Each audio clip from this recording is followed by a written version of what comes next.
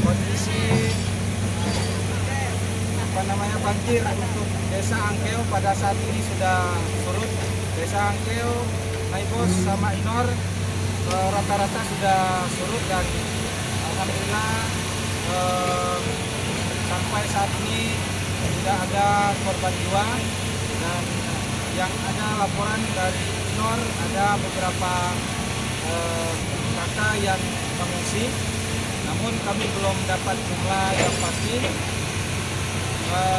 Untuk sementara laporan kami menyangkut dengan banjir pada saat ini sudah surut dan masyarakat sudah beraktivitas dengan baik.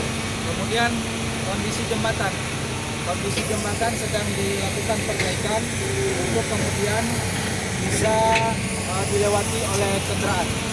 Yang membuat atau yang memperbaiki jembatan ini langsung yang memiliki pekerjaan di jembatan Ampel. Demikian laporan. Assalamualaikum warahmatullahi wabarakatuh.